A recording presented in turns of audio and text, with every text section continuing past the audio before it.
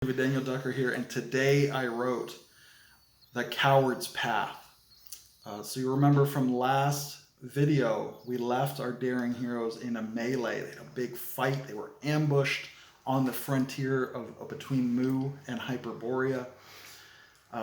So our main heroes triumphed in that battle. At the very end of the chapter, they're kind of realizing where's Jamila? She wasn't in the battle at all.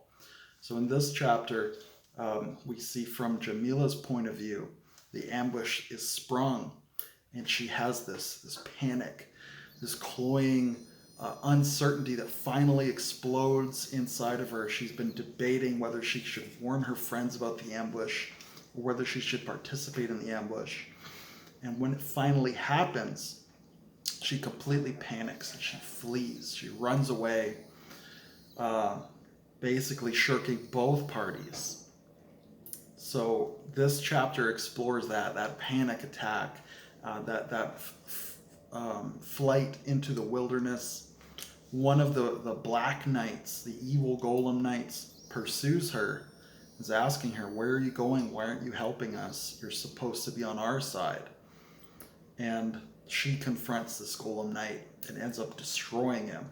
She has her dragon Kerferes just breathe fire on him and melt his golem armor into a puddle. And she just pours the fire on and pours the fire on until he's completely gone. So that's kind of her catharsis to get it out of her system. And she's so exhausted, she basically finds a cave with her dragon and just goes to sleep.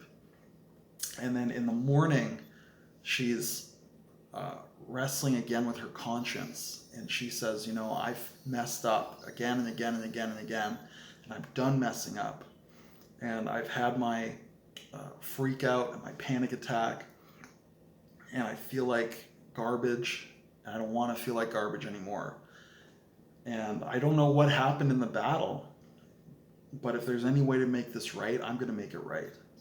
And she kind of grows up there and finds this new maturity. And she says, I feel in my heart that Cleonike and Iode, especially Iode, are my friends. And if they're captives, I need to rescue them. And if they're killed, I need to avenge them. And I did take up the cause of civilization and turn my back on this cult and destroy them in any way that I can. So she has all of this resolve. And then she sets out to find out what happened. And she makes contact again with Cleonike and Iode, finds that they were victorious, just barely. And she admits what she's done. Cleonike's furious with her, wants to kill her, thinks she deserves to die. So Jamila has really burned that bridge. She's lost that friendship. But she was brave in confessing. And Iode sees this, and Iode still cares about Jamila and kind of acts as the heart of the team and says, Cleonike, if you can't forgive her, I understand, but we need her help right now. Things are really desperate. It's worse than we imagined.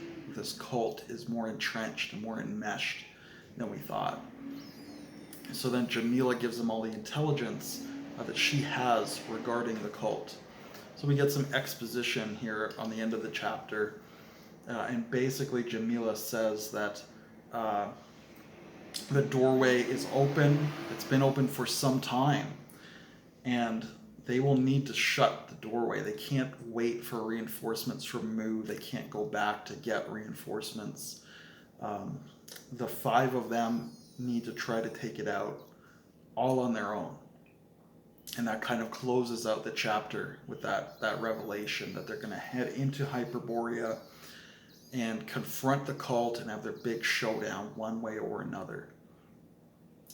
So I think this was kind of it's not a climax of Jamila's storyline because I have a little more planned for her, but it's a very pivotal moment in her storyline when she turns the corner and decides to take a stand, because up until now she's very wishy-washy.